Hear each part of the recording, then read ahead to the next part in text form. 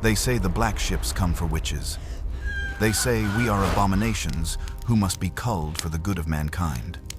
But I was not taken aboard a black ship.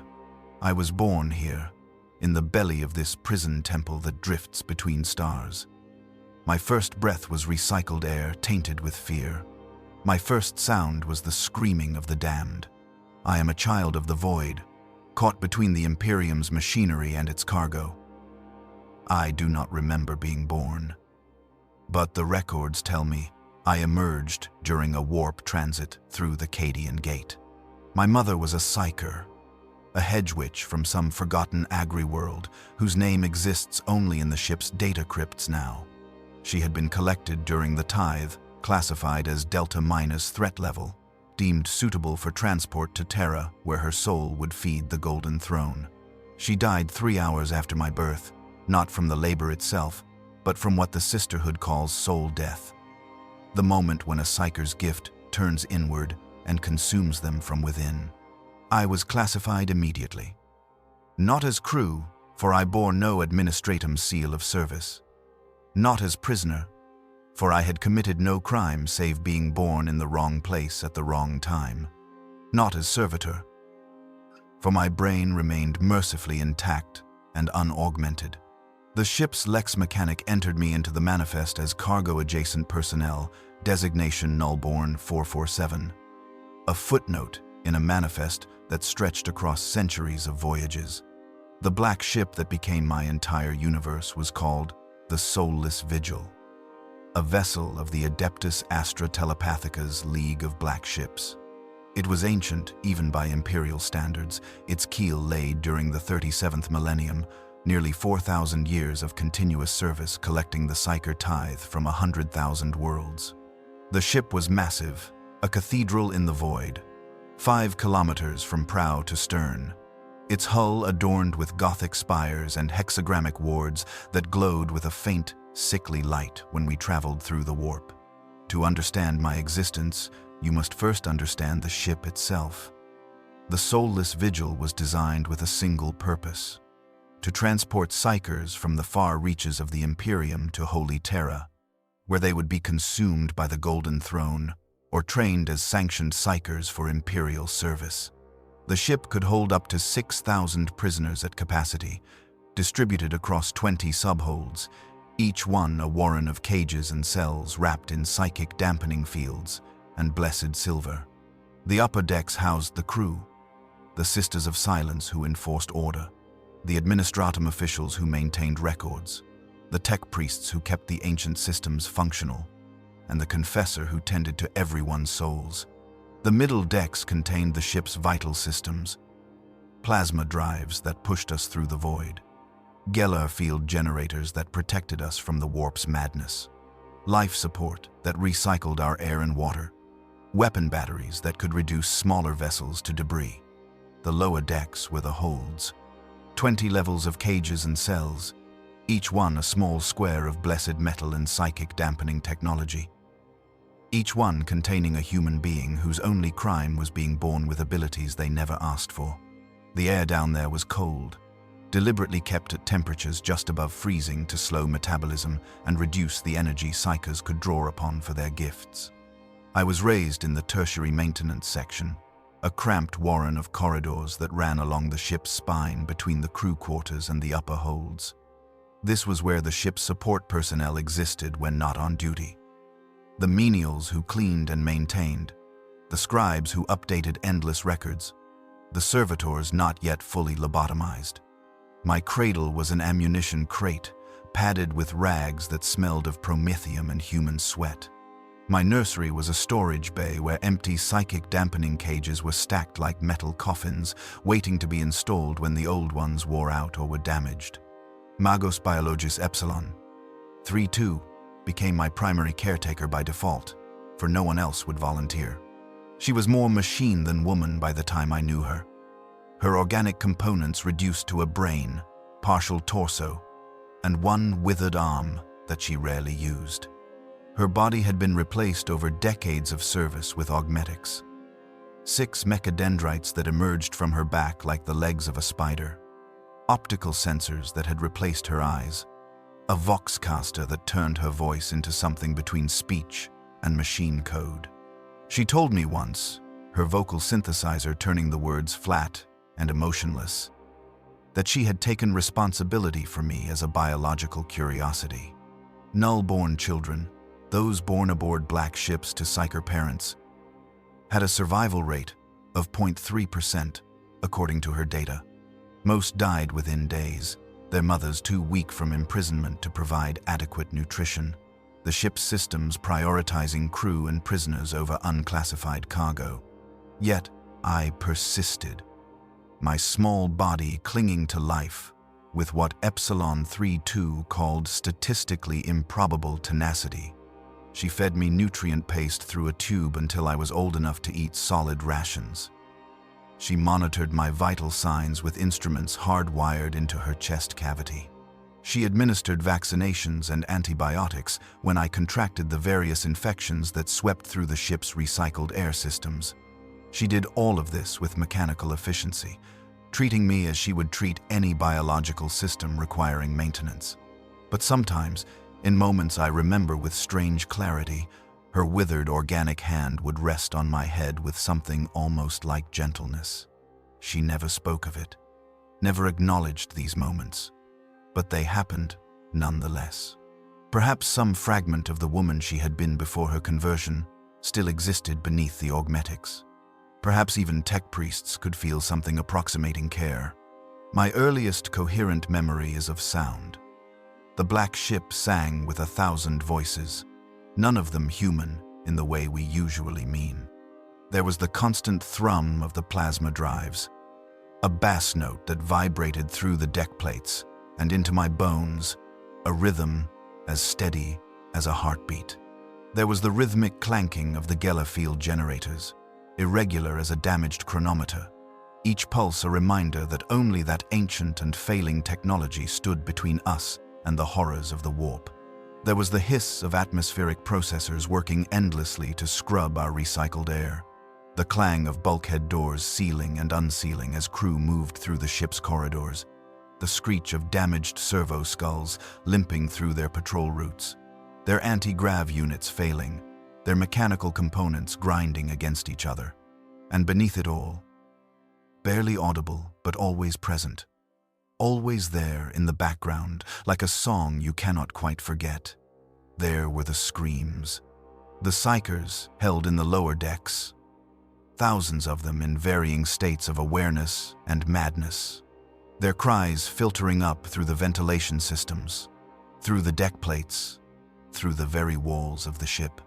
Some screamed in pain from the conditions of their imprisonment. Some screamed warnings about things they saw in the warp when we traveled through it, visions of horrors that clawed at the Geller field. Some screamed in languages that should not exist, tongues that hurt to hear, words that made reality shudder. Some just screamed, wordless and eternal, until their throats bled and their voices failed, and they screamed silently, their mouths open in expressions of suffering that needed no sound to communicate their agony. I learned to sleep through it. What choice did I have?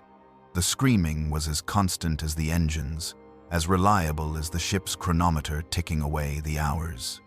To live aboard the soulless vigil was to accept that human suffering was the background noise of existence, that thousands of people in cages below your feet were experiencing torments you could barely imagine, and that this was simply the way things were and would always be.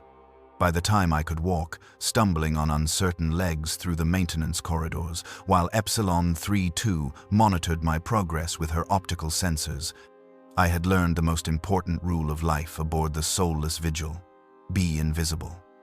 The crew had no patience for children, especially not unauthorized ones who existed in the margins of the ship's hierarchy. The Sisters of Silence who enforced order aboard the ship were even less forgiving. The sisters were terrifying in ways I still struggle to articulate. They were blank, creatures born without souls, or with souls so absent that they created voids in the warp where they stood. Their presence suppressed psychic abilities, made psychers convulse in agony, created zones of reality so mundane and so absolute that even the warp itself recoiled. They wore power armor painted in black and gold, their helms fashioned to resemble silent screaming faces, their weapons blessed and deadly. They could not speak, their vocal cords severed in some ancient ritual of their order. But their silence was more terrifying than any words. They communicated through gesture, through a complex sign language that the crew had learned to interpret with nervous precision. When a sister signed a command, you obeyed immediately, because disobedience meant death delivered with cold efficiency. I learned to recognize their approach by the sudden cessation of the background screaming. When the psychers fell silent, when the constant wailing from the lower decks cut off as if someone had activated a switch, I knew a Sister of Silence was nearby. Their blank presence radiated outward, suppressing psychic phenomena in a sphere around them. And the prisoners could feel them coming, could feel that awful void approaching, and they fell silent in instinctive terror. When the screaming stopped, I hid. I learned the ventilation shafts large enough for a small body to crawl through. I learned the storage lockers that could be opened from the inside. I learned to become very still and very quiet, to make myself into nothing more than another piece of the ship's machinery, beneath notice and unworthy of attention. By age 3, I could navigate the tertiary maintenance section without getting lost, my small hands trailing along walls I had memorized by touch. By age 4, I had memorized the patrol routes of the ship's security servitors, the lobotomized humans augmented with crude machinery who shambled through the corridors looking for intruders or heresy. By age 5, I understood that my continued existence was entirely dependent on my ability to be useful while remaining unnoticed, to justify the resources I consumed without drawing attention to my presence. Epsilon 3-2 assigned me my first real task when I was 6 years old. I remember the moment with perfect clarity, the way her mechadendrites clicked as she adjusted their positions, the flat, emotionless tone of her voxcaster as she explained what would be required. "You will assist in the feeding protocols," she informed me, her optical sensors focusing on my face with mechanical precision. "The psycho prisoners in subhold Epsilon require sustenance. Malnutrition decreases their viability for transport and processing. You will deliver rations under my supervision. Your small size allows access to areas where larger personnel would be inefficient. This is your purpose now." I followed her through corridors I had never seen before, descending through deck after deck, passing through checkpoints where servitors scanned us with dead eyes, where Sisters of Silence stood guard like statues of judgment. We descended deeper into the ship, past the crew quarters, past the maintenance sections, into the holding areas themselves. The smell hit me first. A wall of scent so overwhelming that I stopped walking, my small body reacting instinctively to the wrongness of it. It was the smell of unwashed bodies, of human waste, of desperation and fear distilled into something almost physical. It was the smell of thousands of people packed into spaces designed for cargo, living in conditions barely adequate for survival. The temperature was colder here, my breath visible in white clouds despite the thermal bodysuit Epsilon 3-2 had made me wear. The cold was deliberate. I would learn later, part of the ship's systems for managing the prisoners. Lower temperatures meant slower metabolism, meant psychers could draw less energy from their bodies to fuel their abilities, meant fewer manifestations and fewer deaths. The holding cells were arranged in long rows that stretched away into the distance, corridor after corridor of them, each one a cage 3 meters by 3 meters. Bars made of blessed silver and psychically attuned metals that glowed faintly in the dim light. Inside each cage was a human being, though some barely looked human anymore. Some were children younger than me, their bodies small and fragile, their eyes too large in their thin faces. Others were ancient, their bodies withered by decades of imprisonment, their skin hanging loose on frames that had forgotten what adequate nutrition felt like. They wore gray prisoner shifts marked with warnings in High Gothic, Maledictus, Periculosum, Anathema. Cursed, dangerous, abomination. Approach no closer than 2 meters. Epsilon 3, 2 instructed. Her mechadendrites already preparing trays of nutrient paste. Do not make eye contact. Do not respond to any words they speak. Many will attempt to manipulate you through conversation. This is how corruption begins. These are not people. They are weapons that have not yet been properly aimed or disposed of. Remember this always. I pushed the first tray through the slot in a cell door, my small hands barely able to manage the weight. The psyker inside, a woman whose hair had turned white despite her young face, lunged forward with desperate speed, her hands grasping for me through the bars. She never made contact. An electric discharge from the bars sent her convulsing to the floor of her cell, her mouth working silently, her body jerking in rhythms that looked wrong, looked like her skeleton was trying to escape her flesh. You see, Epsilon 3-2 said, her voxcaster emotionless as always. They are dangerous even in their weakness. Never forget this. Never allow sympathy to cloud your judgment. Sympathy is inefficient. Sympathy will kill you. I fed 43 prisoners that day, pushing trays through slots, watching hands grab desperately for the food, seeing faces pressed against bars, hearing voices beg and plead and threaten and cajole. By the end of my shift, my arms ached from the weight of the trays, my feet hurt from walking the endless corridors, and something inside me had changed in a way I did not yet have words to describe. That night, lying on my sleeping mat in the maintenance section, I heard the screaming differently. Before, it had been background noise, meaningless as the engine thrum. Now I heard it as voices, as individual people, as the woman with white hair who had lunged at me, as the ancient man who had whispered prayers while taking his tray, as the child whose eyes had held more awareness than any child should possess. I was 6 years old, and I had begun to understand what I was complicit in, even if I could not yet articulate that understanding. I was 6 years old, and I had taken my first step into a role I would play for the next 11 years, facilitating the imprisonment and eventual death of thousands of human beings whose only crime was being born different. I was 6 years old, and I had learned that survival sometimes requires you to become something you will spend the rest of your life trying to forget you became. By age 7, I had developed a routine as rigid as the ship's operational protocols. I would wake at 0500 hours ship time, the wake cycle klaxon jolting me from whatever uneasy sleep I had managed to find. I would eat in the menial feeding area, a bowl of reclaimed protein paste that tasted like rust and despair, its texture somewhere between liquid and solid, its nutritional value calculated to sustain life without providing anything resembling pleasure. Then I would report to Epsilon 3-2 for my daily assignments. The work was always the same in its fundamentals, yet different in its details. Feed the prisoners in sub-holds Epsilon through Kappa. Clean the cells of those who had died during the night. Suicides were common, as were deaths from malnutrition, from withdrawal from whatever substances they had used to suppress their gifts on their home worlds, from simple despair that eventually stopped their hearts. Catalog the new arrivals when we docked at Imperial worlds. Sort the psychers by threat classification and ultimate destination. Some were marked for Terra, for the Sol system, for the Golden Throne itself. These were usually the strongest, the alpha and beta level psychers, whose abilities made them valuable enough to be worth the risk of transport across half the galaxy.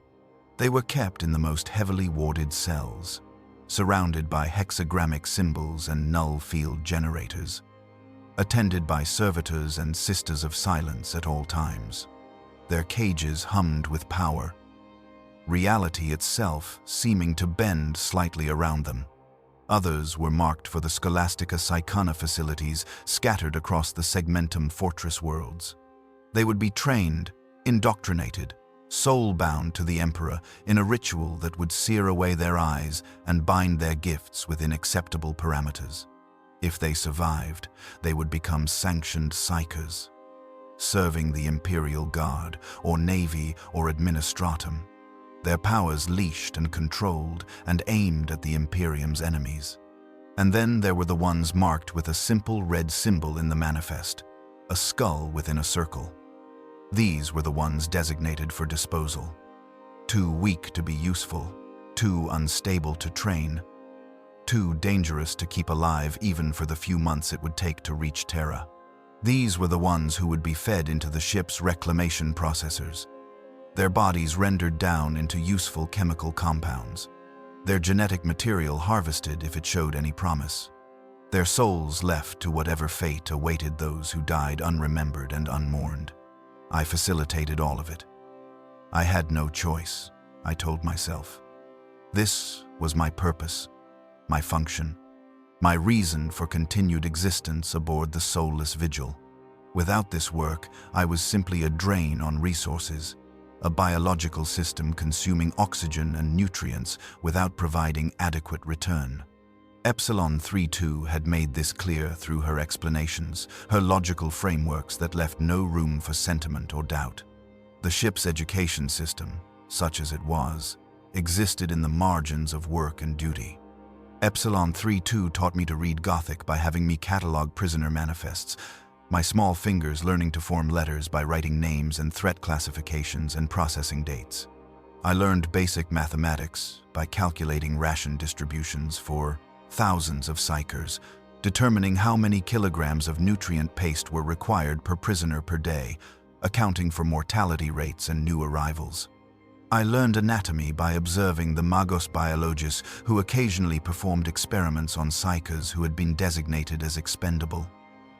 Their bodies opened on surgical tables while I stood nearby with data slates, recording observations about mutation patterns and psychic organ development.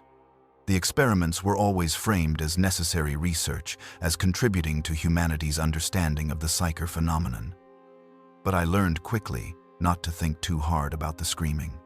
The ship's lex mechanic, an ancient scribe named Amicus who had served for 93 years, sometimes allowed me into the data vault where he maintained records.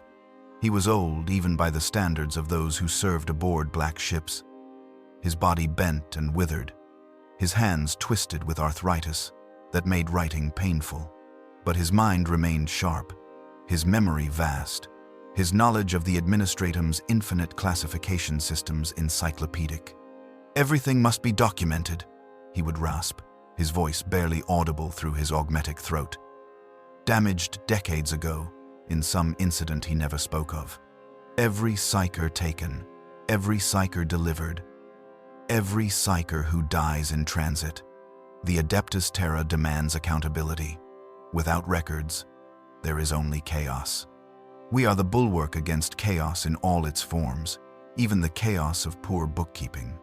He taught me the proper forms for requisitions, the correct formatting for transfer orders, the endless litanies of bureaucracy that kept the Imperium functioning across 1,000,000 worlds.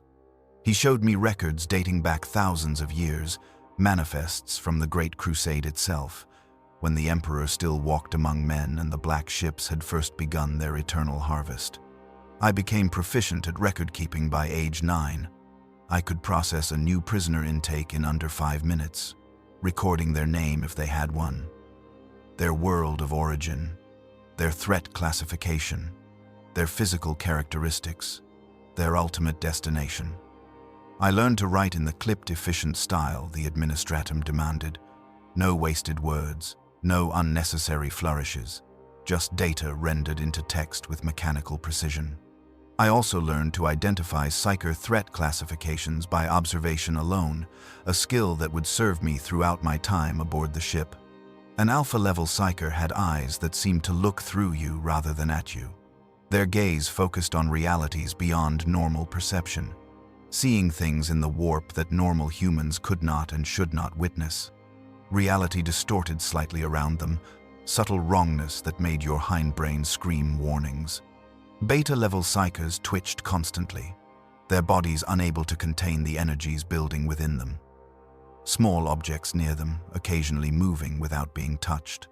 Temperatures fluctuating in their presence. They were dangerous but manageable with proper containment. Their abilities strong enough to be useful, but not so overwhelming that control was impossible. Gamma and delta levels were more subtle in their manifestations.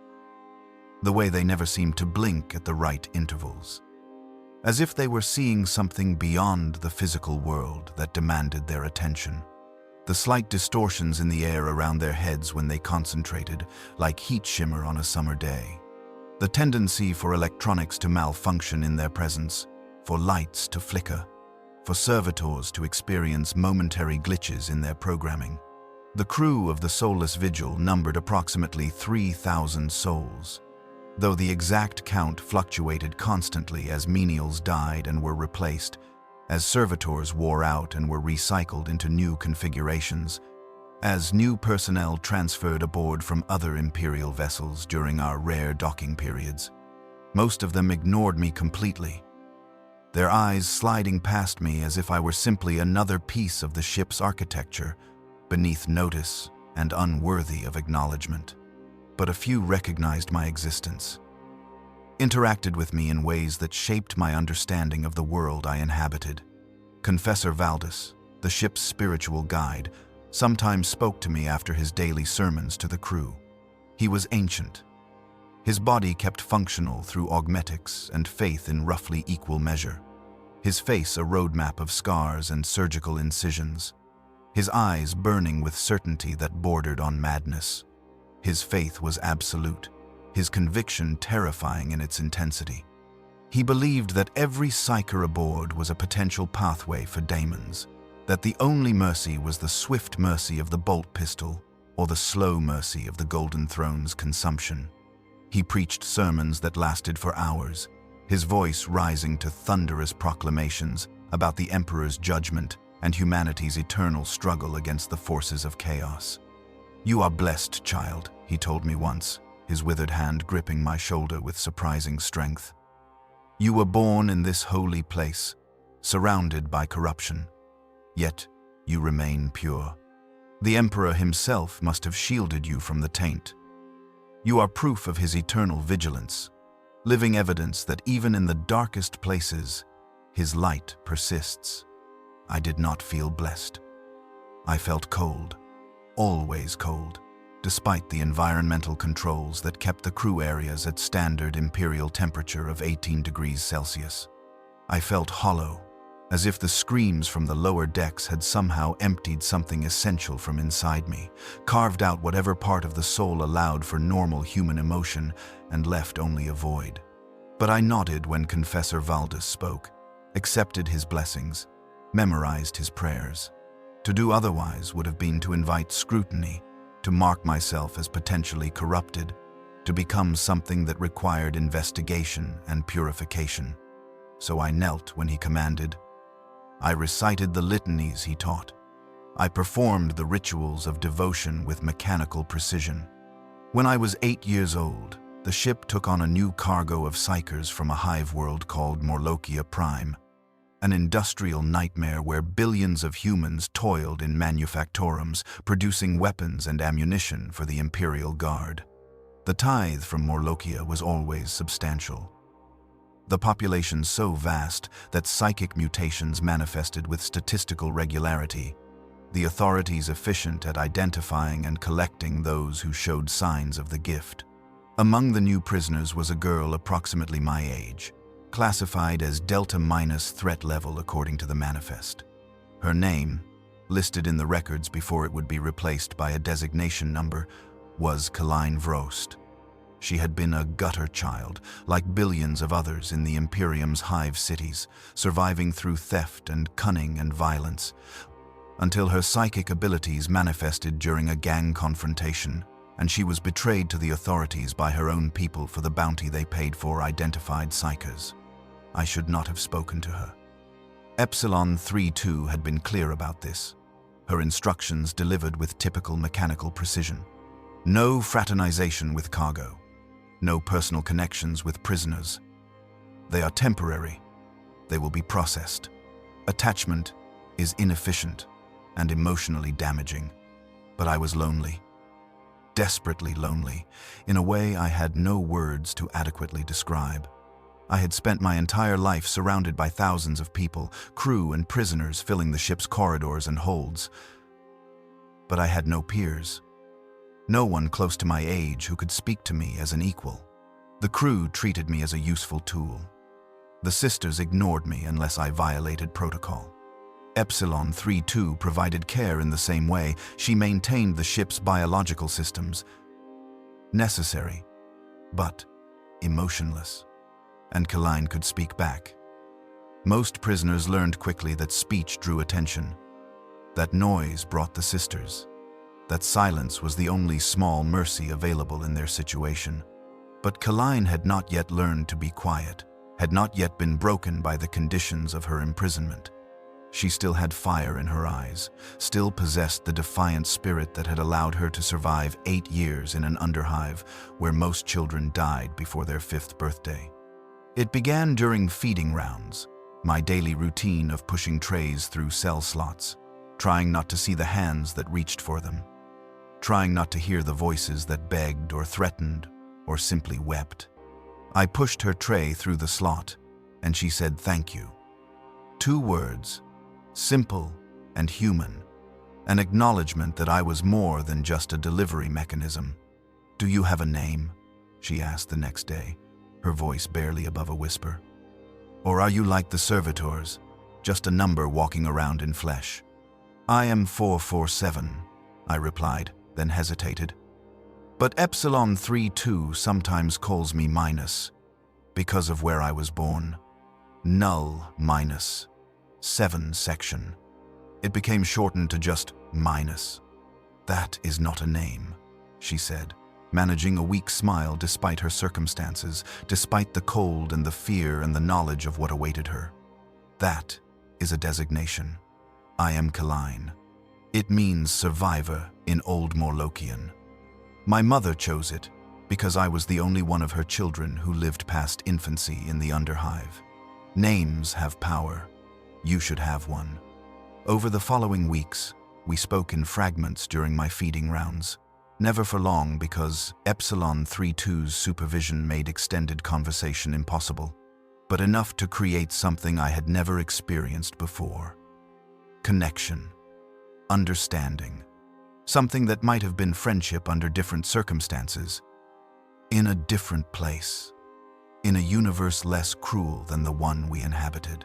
She told me about Morlokia, about the underhive gangs and the daily struggle for survival, about her mother who had loved her despite their poverty, about the moment her abilities manifested and she accidentally set a rival ganger on fire with her mind. She told me about being captured, about the terror of being dragged before the Arbites, about the black ship descending from orbit like a cathedral of judgment. I told her about the soulless vigil, about being born during warp transit, about Epsilon 32's mechanical care and Confessor Valdis's harsh faith. I told her what I knew about the processing system, about Terra and the Golden Throne and the Scholastica Psychana. I told her the truth that no one else would speak, that most prisoners died before reaching their destination, that survival was unlikely and escape was impossible. She listened to all of this with steady eyes, never flinching, never looking away. When I finished, she simply nodded. "Then I will be grateful for every day I survive," she said quietly, "and I will try to remember that I am Kaline Vrost. Survivor, not just a number in a cage." Our friendship, if such a word could describe those brief conversations through cell bars, ended abruptly after 3 months. Kaline's psychic abilities, suppressed by the cell's dampening fields and the cold and the drugs they mixed into our nutrient paste, began to manifest more strongly. I arrived one morning to find her cell covered in frost despite the environmental controls. Her breath visible in thick clouds, ice crystals forming on the bars. She was curled in the corner of her cell, shivering uncontrollably, her eyes unfocused and distant. Her lips moved constantly, forming words I could not hear, speaking to things that were not physically present. The air around her cell felt wrong, reality itself seeming thinner somehow, as if something on the other side of existence was pressing against the barrier between worlds. "Please," she whispered when she saw me approach, her voice distant and strange. "Please, it hurts so much. There are voices, so many voices in my head, and they will not be quiet. They are showing me things, terrible things, and I cannot make them stop. Please make it stop. I should have immediately activated the Vox system, should have called for the Sisters of Silence, should have followed protocol exactly as I had been trained. But I hesitated, frozen by something I did not understand, some emotion that overrode my conditioning. I stood there with the feeding tray in my hands, staring at my only friend as she suffered. And I did nothing. Reality fractured. The air around Kaline's cell warped, colors bleeding into each other like wet paint running together, geometry becoming fluid and wrong. I saw things in that distortion. Shapes that my mind could not properly process.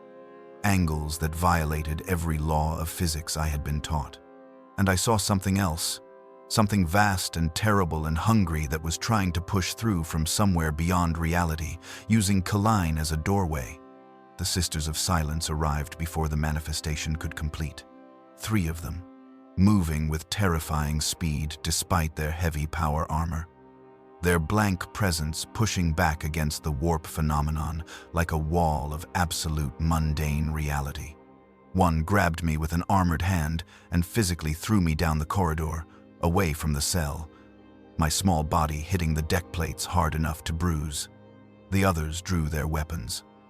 I heard the distinctive bark of bolt pistols firing, heard the explosive detonation of mass reactive rounds finding their target. I heard nothing else. No scream, no cry, just the mechanical cycling of weapons and then silence.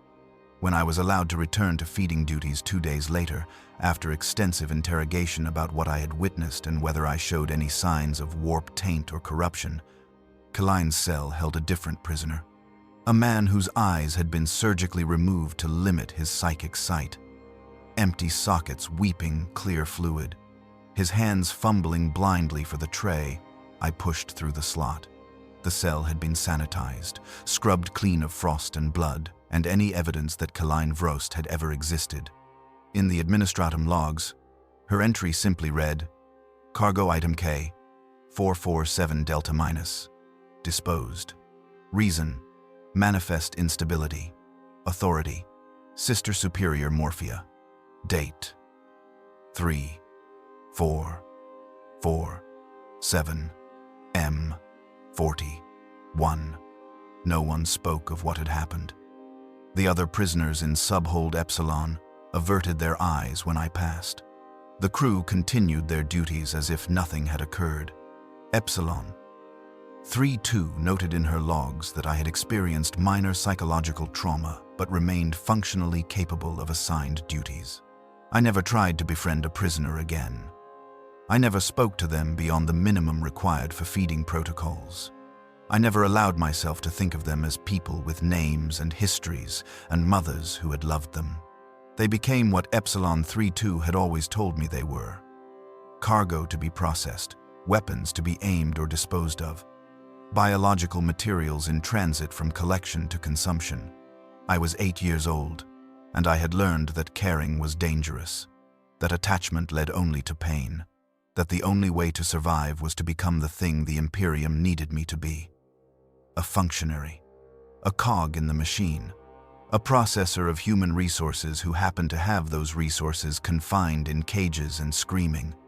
I was 8 years old, and something inside me that might have grown into empathy or compassion died in that frost-covered cell alongside a girl named Kaline who had survived the underhive only to be consumed by forces she never asked to host.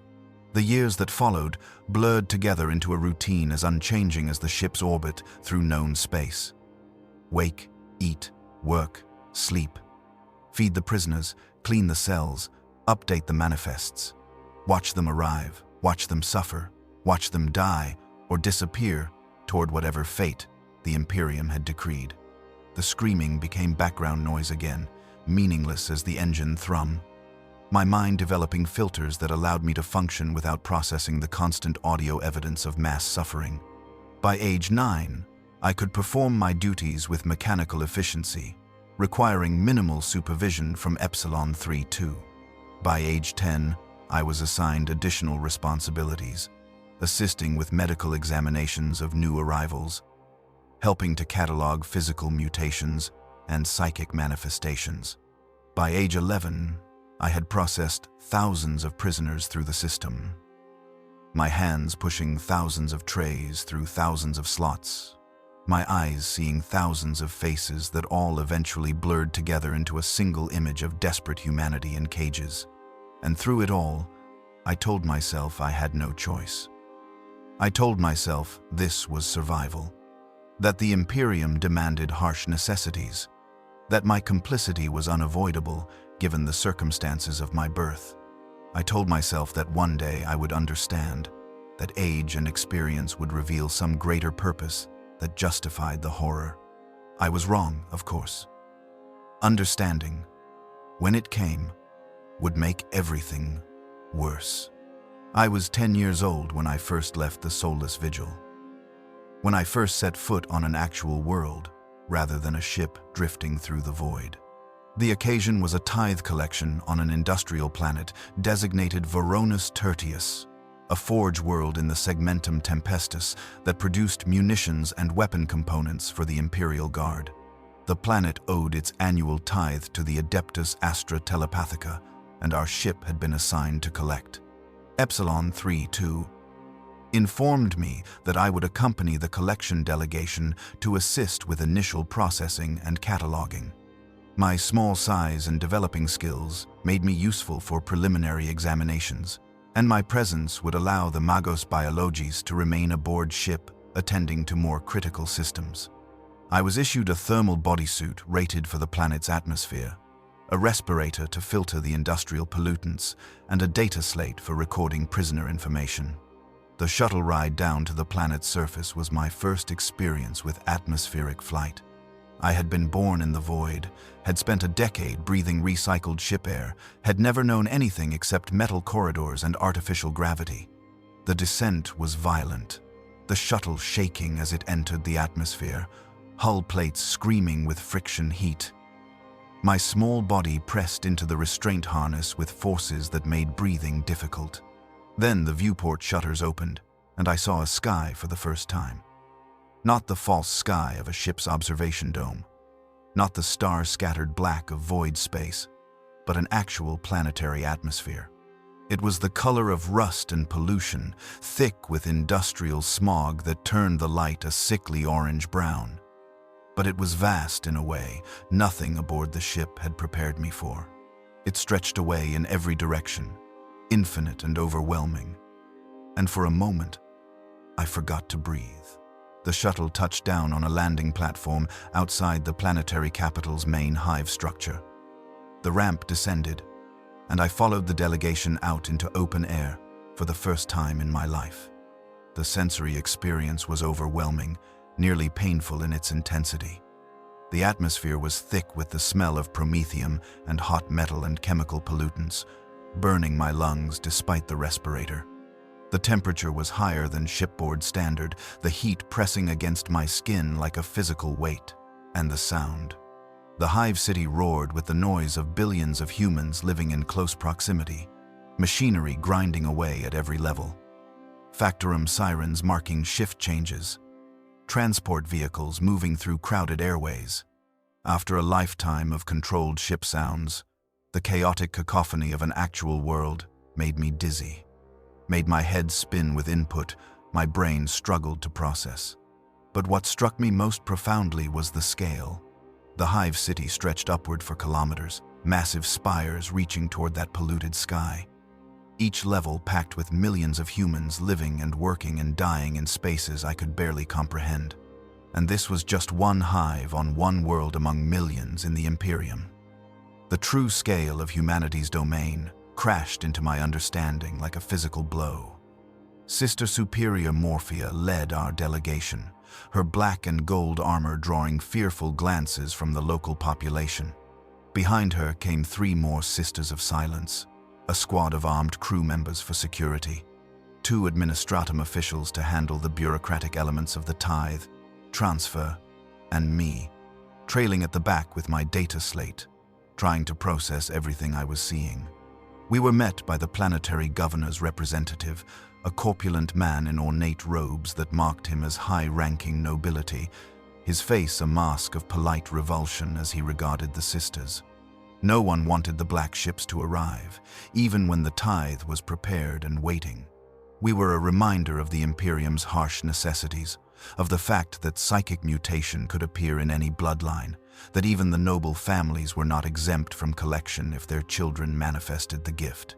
"The tithe has been gathered as per administratum requirements," the official said, his voice carefully neutral. 237 identified psychers, ranging from Delta threat level to 1 Alpha level, who has been kept in maximum containment. All documentation is prepared for transfer. If you will follow me to the collection facility. We were led through crowded streets where citizens pressed themselves against walls to avoid the sisters, where parents clutched their children close and whispered prayers to the Emperor. We passed through security checkpoints where armed Arbites stood guard, their shotguns and shock mauls ready for any sign of resistance or riot. The collection facility was a fortified compound on the hive's outer edge, surrounded by walls topped with razor wire and gun emplacements. Inside the compound's central courtyard, the tithe awaited. 237 psychers, chained together in long lines like livestock, guarded by local enforcers with shock prods and ceremonial weapons. The sight of them arranged in rows, waiting to be processed and loaded aboard our shuttle for transport to the ship, made something in my chest tighten with an emotion I could not immediately name. They did not look monstrous. They did not look like the corrupted witches of Confessor Valdis's sermons or the dangerous weapons of Epsilon 32's clinical descriptions. They looked like people, frightened people, exhausted people, people who had been dragged from their homes and lives and brought here to be shipped to Terra or death or something in between. A young mother clutched a child who could not have been more than 3 years old, the little one crying quietly, the mother whispering reassurances that everything would be fine, even though her eyes betrayed her knowledge that nothing would ever be fine again. An old man stood with dignity despite his chains, his eyes closed in prayer or resignation, his lips moving silently through litanies he had probably recited his entire life. A teenager, probably my age, stared at our shuttle with naked desperation in her eyes, as if contemplating a futile run for freedom, even though there was nowhere to run. Nowhere in the entire Imperium where a marked psyker could hide. Sister Superior Morphia signed instructions to the planetary official with sharp, precise gestures. The official translated for those of us who did not speak the sister's sign language. "You will begin processing immediately. Medical examination to ensure viability for transport. Psychic assessment to confirm classification accuracy. Assignment to appropriate holding cells aboard ship. The shuttle will make multiple trips to transport all cargo. Efficiency is required." The processing began. We set up examination stations in a prefabricated building within the compound. Medical equipment hastily installed. Psychic testing apparatus calibrated and blessed. The psychers were brought in one at a time. Stripped, examined, tested, classified, assigned. I stood at a station with a data slate, recording the information as it was collected, updating the manifests, creating the official records that would follow these prisoners for the rest of their likely brief lives. Subject 17, the examining tech priest intoned, his voice flat and mechanical. Female. Estimated age 23. Physical condition acceptable. Minor mutations consistent with psychic development noted. Threat classification confirmed at Gamma+. Destination: Scholastica, Sicana, Segmentum, Fortress, Hydrofer. Next subject. The woman was led away, still naked, to a holding pen where she would wait for shuttle transport. The next prisoner was brought forward, an elderly man whose body trembled with cold and fear. The examination continued, mechanical and efficient, reducing human beings to data points and classification codes. I recorded it all with steady hands, my stylus moving across the data slate with practiced precision. But something was building inside me. Some pressure I could not release, some understanding I did not want to acknowledge. These were not just numbers in a manifest. These were people with names and families and lives that had existed before the black ships came. During a brief pause in the processing, while tech priests recalibrated equipment and the next batch of prisoners was prepared, I found myself standing near the holding pens. A woman in her 30s, her wrists raw from the chains, looked directly at me through the wire mesh that separated us. Her eyes were clear despite her circumstances, focused and aware. "You are just a child," she said, her voice hoarse from screaming or weeping or both. "How can you help them do this to us? Do you understand what you are part of? Do you know where they are taking us?" I opened my mouth to respond, but no words came. What could I say? That I had no choice? That I was born into this role? That my survival depended on performing these duties without question? All of it was true, and none of it mattered to her. To someone whose life was ending because she had been born with abilities she never asked for. I recorded her designation, her classification, her destination. Then, I moved to the next station, the next prisoner, the next entry in the manifest. But her question followed me, echoed in my thoughts, refused to be silenced with the efficiency of routine.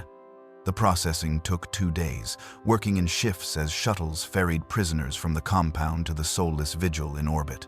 237 psychers loaded into our holds, added to the cargo we already carried, their screams joining the chorus that formed the ship's eternal background noise.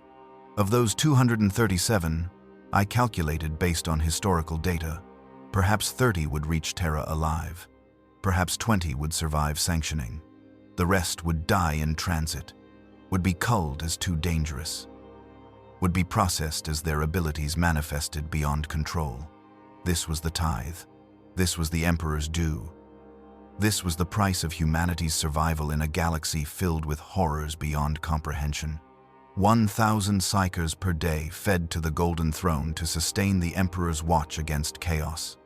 Thousands more sanctioned and deployed across the Imperium to serve as astropaths and battle psychers and divination specialists.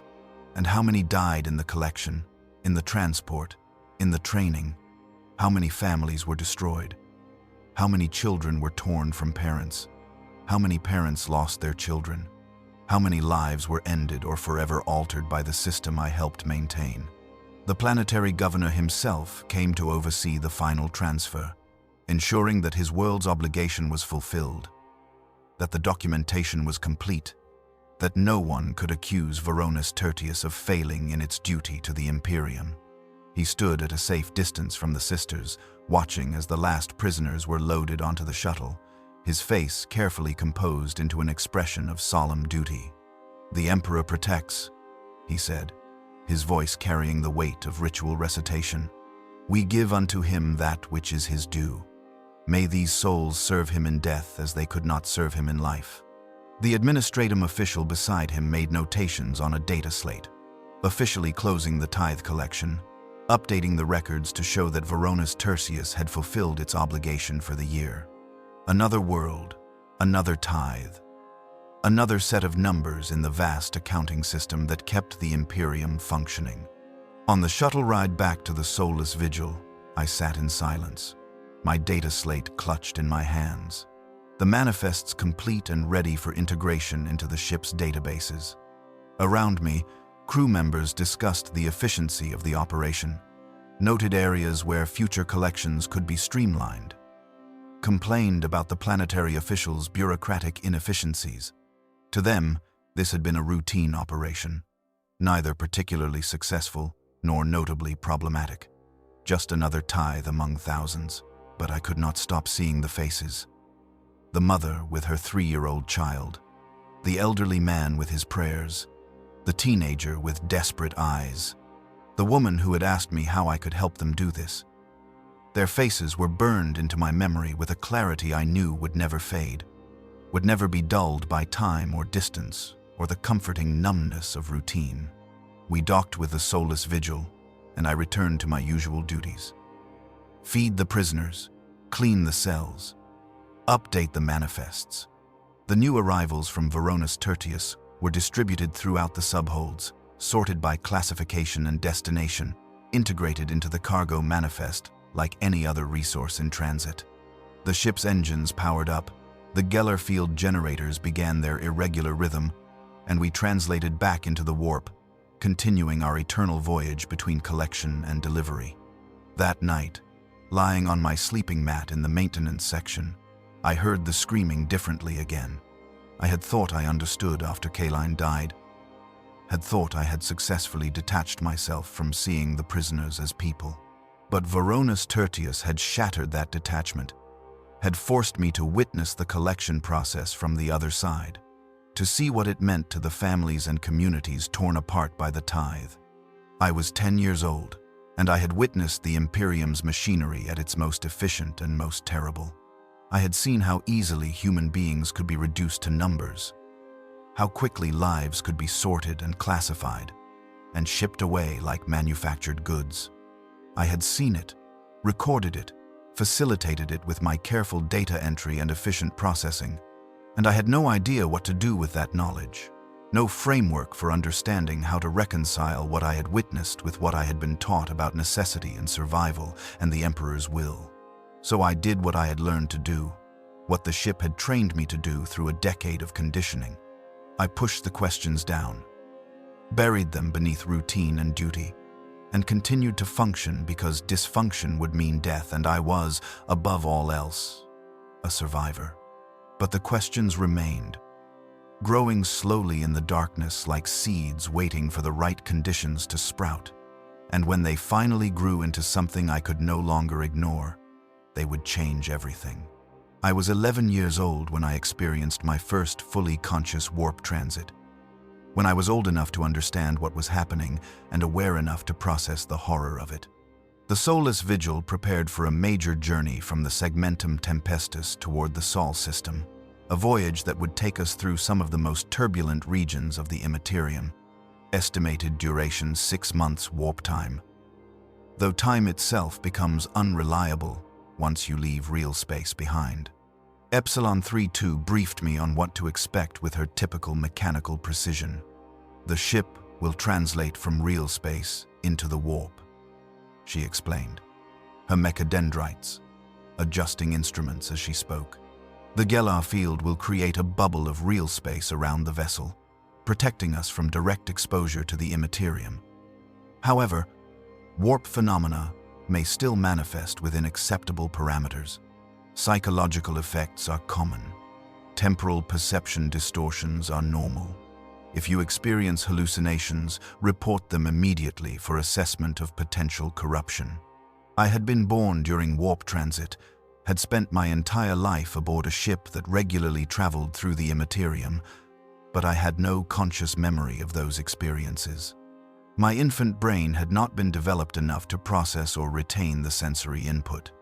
Now, at 11, with a decade of consciousness and awareness behind me, I would experience the warp with full comprehension of what I was witnessing. The preparation rituals took 3 days. The ship's tech priests performed maintenance on every critical system, blessing each component with sacred oils and prayers to the machine god. The Geller field generators, ancient and temperamental mechanisms that had protected the ship for millennia, received special attention. Their hexagrammic symbols repainted, their power conduits tested and retested. A single failure of the Geller field during warp transit would mean death for everyone aboard. Or worse than death, if demons found us before the warp itself tore us apart. The Sisters of Silence increased their patrols through the subholds, their blank presence suppressing psychic activity among the prisoners. Those psychers, classified as high risk, were sedated with drugs that kept them unconscious, unable to manifest during the vulnerable period when the ship existed between realities. Others were simply executed, deemed too unstable to risk during transit, their bodies processed into the ship's reclamation systems. Confessor Valdus held special services in the ship's chapel. His sermons focused on faith as a shield against the warp's corruption. "We walk through the realm of daemons," he thundered, his voice echoing off the vaulted ceiling. "But the Emperor's light protects us. The Geller field is. His will made manifest. We are shielded by his eternal watch. Pray, my children, pray without ceasing. For prayer strengthens our resolve, and resolve strengthens our souls against temptation. I attended the services, knelt with the crew, recited the litanies I had memorized. But beneath the prayers, I felt something I had not experienced before: genuine fear. Not the constant background anxiety that defined life aboard the ship, but sharp, visceral terror of what awaited us in the warp. The translation occurred at 0800 hours ship time. I was in subhold Epsilon, performing routine feeding duties under Epsilon 32's supervision, when the ship's engines changed their pitch, the familiar steady thrum shifting to something higher, more strained. The deck plates vibrated with new frequencies, and the lights flickered momentarily before the backup systems engaged. Then reality bent. There is no adequate way to describe the sensation of a ship entering the Imperium. No words in Gothic or any human language that capture what it feels like when the laws of physics cease to apply consistently. The walls of the corridor seemed to become transparent, and through them I could see things that should not exist. Shapes that hurt to perceive, colors that had no names because human eyes were never meant to detect them, movements in directions that violated every understanding of geometry I possessed. The temperature dropped suddenly, frost forming on metal surfaces despite the environmental controls. Then the temperature spiked upward, heat pressing against my skin like standing too close to a flame. Then both simultaneously, my left side freezing while my right side burned. Impossible contradictions made manifest. The prisoners began screaming. Not the usual screaming I had learned to filter out, but something worse. Something that bypassed my ears entirely and resonated directly in my brain. All of them. Simultaneously.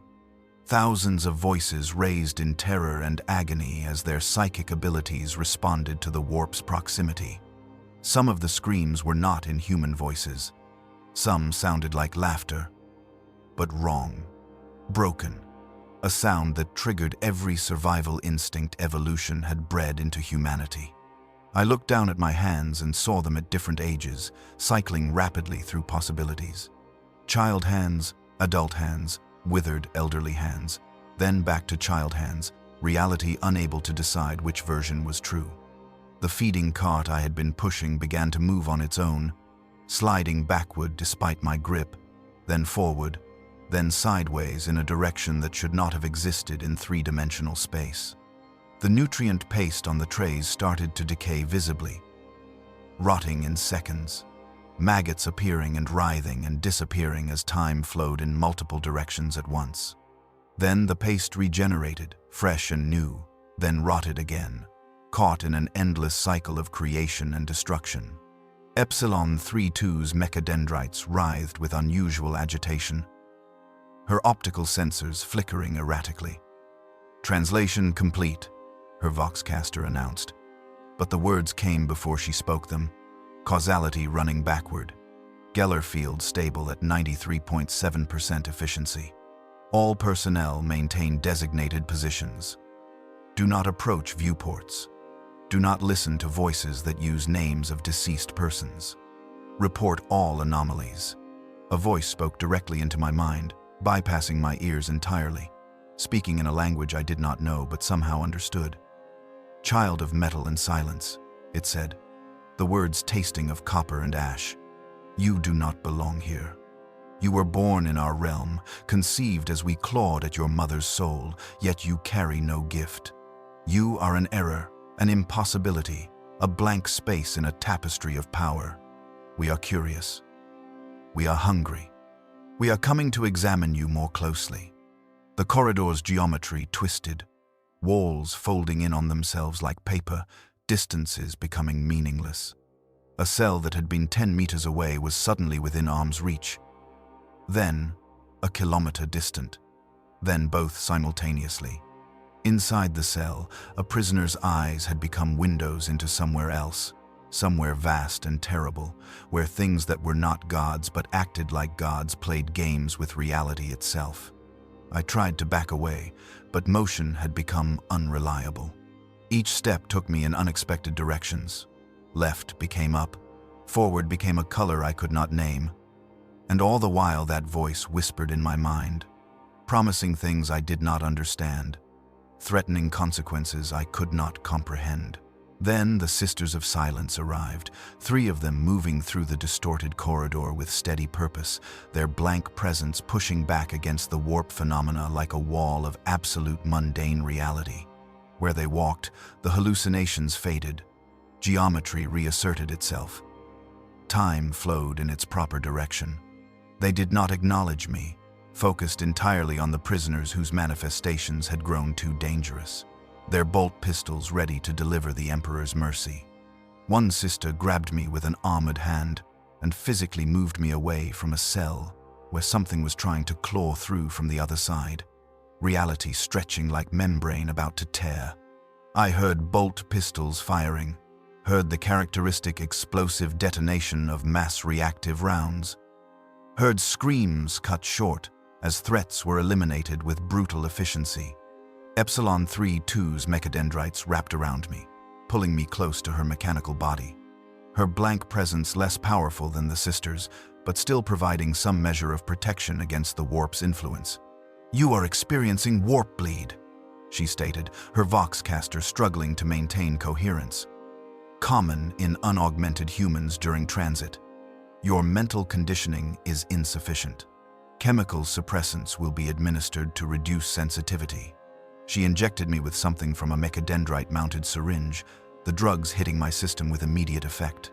The hallucinations did not stop, but they became distant, muffled, like watching through frosted glass instead of experiencing directly. The terror remained, but it lost some of its visceral immediacy, became something I could observe, rather than something that consumed me entirely. The days that followed, or what passed for days when time itself became unreliable, were the longest of my life. The warp transit affected everything aboard the ship in ways both subtle and profound. The chronometers disagreed with each other, each displaying different times that all claimed to be correct. Crew members reported seeing deceased comrades walking the corridors, speaking in voices of the dead, offering advice or warnings, or simply standing in silence watching. The prisoners screamed without ceasing, their psychic abilities responding to the Imperium's proximity even through the dampening fields. Some manifested despite the precautions, their gifts breaking containment, reality fracturing around their cells. The Sisters of Silence performed constant patrols, executing those who became too dangerous, their bolt pistols never silent for long. I continued my duties because routine provided some measure of stability, some framework of normalcy in a situation where nothing was normal. Feed the prisoners, clean the cells, update the manifests. But everything took twice as long because distances changed randomly, because time flowed at inconsistent rates, because the simple act of walking from one point to another might take minutes or hours, depending on factors I could not predict or control. The ship's navigator, the mutant who guided us through the warp with his third eye exposed to the Imperium's currents, remained sealed in his sanctum at the ship's highest point. I had glimpsed him once during routine maintenance, a grotesque figure whose forehead held an eye the size of a human fist, his body twisted by mutation into something barely human, his mind powerful enough to perceive the warp's currents without being immediately consumed by them. He was the only sanctioned psyker aboard, too valuable to be locked in a cell, too dangerous to be allowed free movement among normal crew. 3 weeks into the transit, or what the most reliable chronometers claimed was 3 weeks, though my subjective experience suggested either 3 days or 3 months, a major manifestation occurred in Subhold Gamma. Multiple prisoners manifested simultaneously, their combined psychic output overwhelming the dampening fields, reality rupturing in a section of the hold. I was 2 decks above when it happened, but I felt it. Everyone aboard felt it. A pressure against existence itself, like the ship was a bubble being squeezed by enormous invisible hands. The temperature plummeted, frost forming instantly on every surface. The lights flickered and died, emergency lumens casting everything in blood-red illumination. Alarms shrieked through the corridors, servitors shambling toward the breach point with weapons ready, crew members running to emergency stations. The Vox system crackled with orders and prayers and screams, all overlapping into incomprehensible noise. Epsilon 3-2 grabbed me with her mechadendrites and pulled me into a maintenance alcove, sealing the blast door behind us. Demonic incursion detected, she stated, her Voxcaster modulated to remain calm despite the circumstances. Subhold Gamma, compromised. Geller field, integrity maintained at ship-wide level, but localized failure in affected section. Sisters responding. All non-combat personnel to maintain lockdown positions until all clear signal received. Through the alcove's observation slit, I watched as shapes that should not exist poured through the corridor outside. Lesser daemons, things of claw and fang and malevolence, creatures born from humanity's nightmares given temporary form in real space. They moved wrong, their bodies not quite solid, flickering between states of matter, leaving trails of impossible color in their wake. The Sisters of Silence met them in combat, their null presence disrupting the demon's manifestation, their blessed weapons cutting through warp stuff with sanctified blades. Bolter fire echoed through the corridors, explosive rounds detonating against demonic flesh that reformed and scattered and reformed again. The battle lasted 17 minutes according to the chronometer, or possibly several hours, time refusing to flow consistently even within our sealed alcove. When silence finally returned, when the all-clear signal sounded through the Vox system, Epsilon 3-2 unsealed the blast door. The corridor outside was scorched black, metal warped by heat that had nothing to do with normal combustion.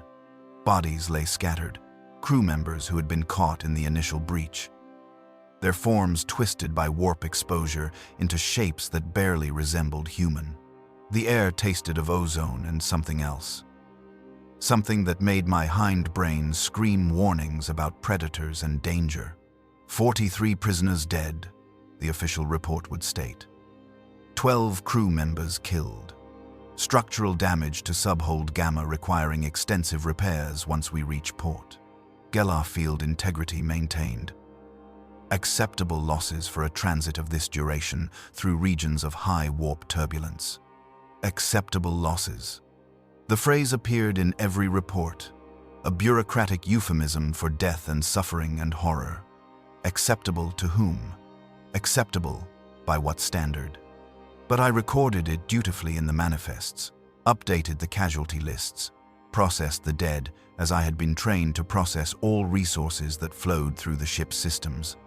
The remaining transit passed with continued phenomena but no further major manifestations. Reality remained unstable, time unreliable, but the sisters' constant vigilance prevented another breach. More prisoners died, their psychic abilities burning them out from within, their bodies unable to withstand prolonged exposure to the warp, even through the Geller field's protection. More were executed as precautionary measures, deemed too unstable to risk. Their designations marked with red symbols in the manifest. I administered the chemical suppressants, Epsilon 3-2, that allowed me to function without being overwhelmed by sensory input. My brain was not designed to process. The drugs helped, but they could not erase the memory of that voice in my mind, the one that had called me an error and an impossibility. They could not erase the understanding I had gained of what lay beyond reality's veil, the vast, hungry intelligences that pressed against the Geller field like predators testing a barrier for weakness.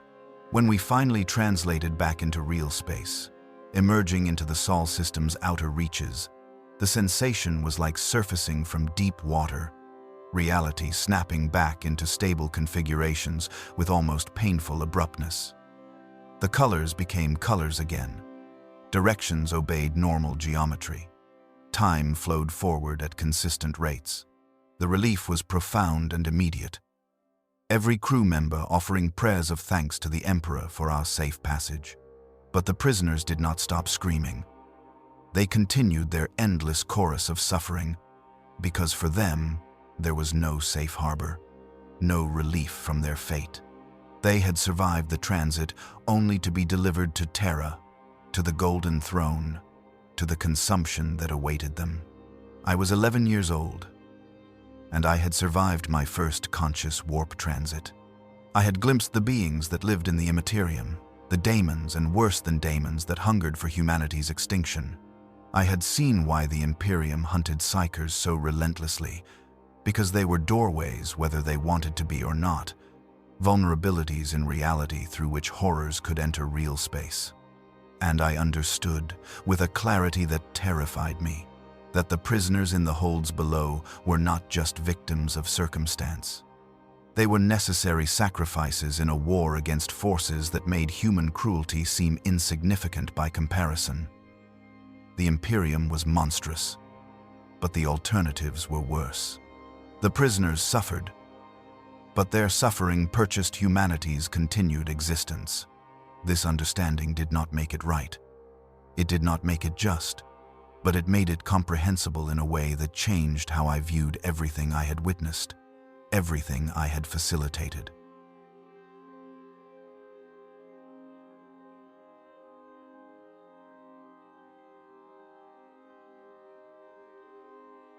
The horror was necessary horror. The cruelty was purposeful cruelty, and I was part of a system that chose controlled monstrosity over chaotic extinction. I did not know if that made it better or worse.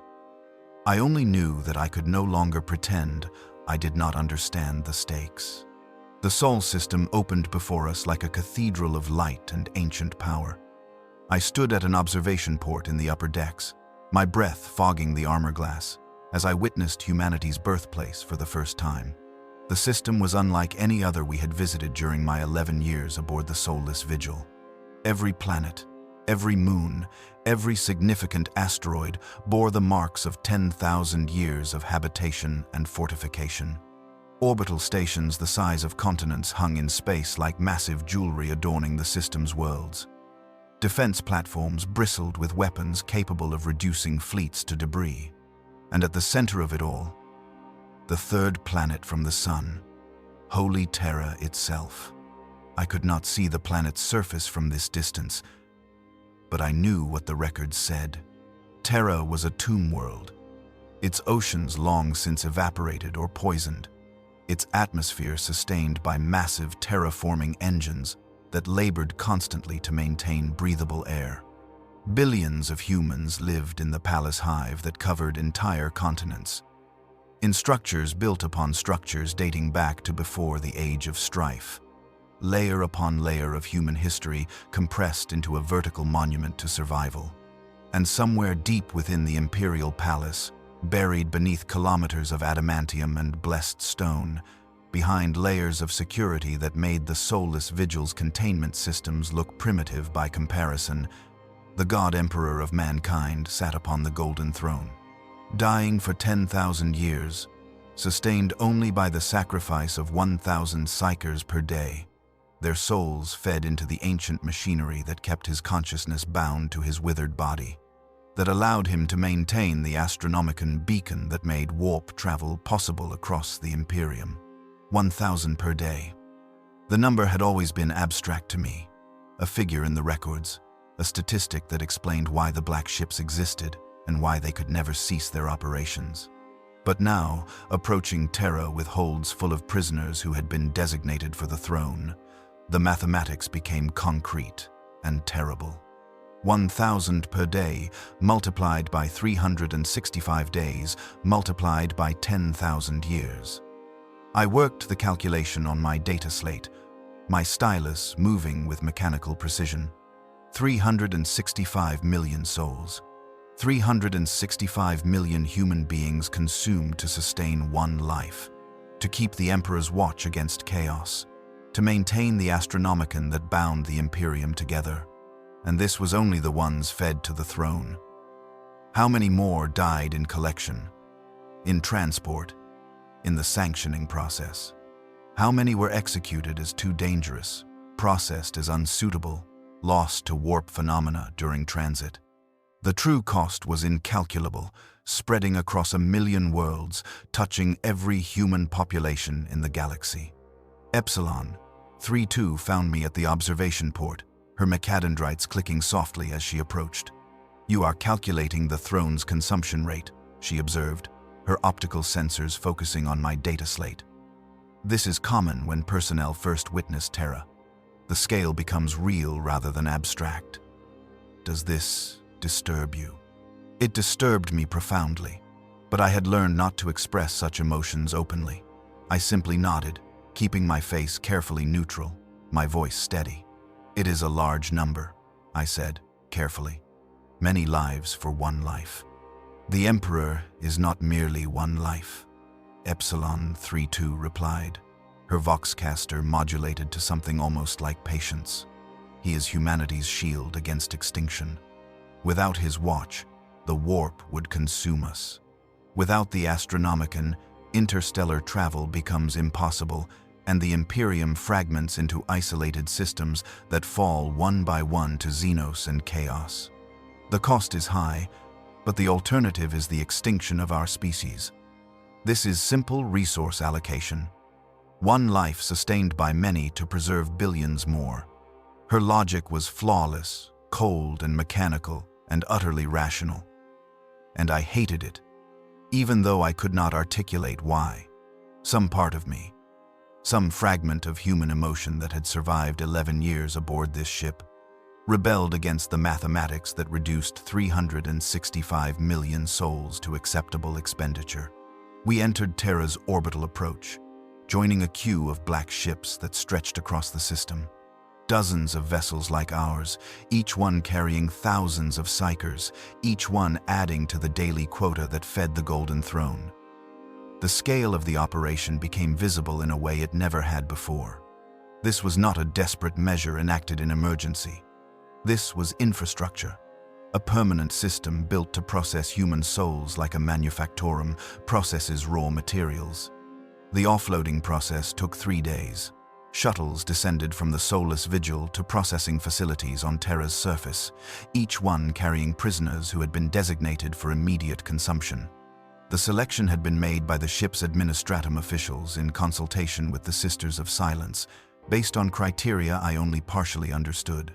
Psychic strength, stability, age, genetic markers, all fed into calculations that determined who went to the throne and who went to the Scholastica Psychana facilities for sanctioning training.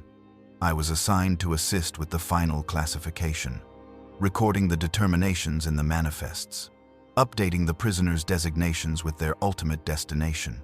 The work was familiar, routine after years of similar tasks, but the context made it different. Every entry I made was a death sentence, a determination that this particular human would be consumed within days, their soul fed into machinery that would burn it away to sustain the Emperor's watch. Subject 437. The classification officer read from his data slate. Male, age 17. Threat classification, Beta+. Psychic resonance patterns suitable for throne consumption. Strong affinity to warp currents. Minimal corruption markers. Approved for immediate processing. Destination: Imperial Palace. Sanctum Imperialis. Golden Throne feeding chambers. I recorded the information, my stylus moving across the data slate with practiced efficiency. Subject 437 became one more line in the manifest, one more designation headed for consumption. I tried not to think about the fact that he was 17, only 6 years older than me, that he had a face and a voice, and probably parents who mourned him on whatever world he had been taken from. The prisoners designated for the Scholastica Psychana were separated from those bound for the throne, divided into different holding areas to await their respective transports. I witnessed this separation process, saw the moment when some prisoners realized they had been chosen for sanctioning rather than immediate death, saw the complex mixture of relief and terror in their eyes. Sanctioning was not mercy. The soul-binding ritual that awaited them was described in the records with clinical precision. The aspirant would be brought before the Emperor's presence. exposed to his psychic might, their soul burned and scarred by contact with divinity. Most died during the process, their minds unable to withstand the pressure. Those who survived emerged blind, their eyes seared away, their psychic abilities bound within rigid parameters, their loyalty to the Imperium ensured through trauma that rewrote their very being. But it was survival, of a sort. It was a chance, however slim, to continue existing rather than being consumed within days. I understood why some prisoners looked relieved, even knowing what awaited them. I was permitted to speak with one of the sanctioned astropaths who worked aboard the Soulless Vigil. A rare opportunity arranged by Epsilon 32 for educational purposes. The astropath's name was Choir Voice 73. Her designation indicating her role in the ship's communication choir. She was ancient, her face withered by decades of service, her eye sockets empty black pits that wept clear fluid constantly. She sat in her chamber surrounded by astropathic equipment, blind but somehow aware of my presence as I entered. "You are the null-born child," she said, her voice rough and damaged. "I have heard whispers of you through the ship's crew. You wish to know what it means to be sanctioned, to survive the Emperor's touch." I nodded, then remembered she could not see. "Yes," I said. "I want to understand what awaits those designated for the Scholastica Psychana." Her mouth twisted into something that might have been a smile. "Pain," she replied simply. "Pain beyond anything you can imagine, unless you have experienced it directly. The Emperor's presence is like standing at the center of a star, burning, being burned, burned away until nothing remains but ash and necessity. I died that day, in the Sanctum Imperialis. The thing that returned was something else. Something shaped for service. Hollow, where a soul once resided." She paused, her blind face turning toward me with uncanny precision. "But I lived. Most do not. Of the 100 aspirants who underwent the ritual with me, 17 survived. Of those 17, 11 retained enough mental function to be trained as astropaths. Of those 11, 6 still serve. The others died in service, their minds burning out from prolonged psychic strain. I have served for 43 years. This is considered exceptional longevity.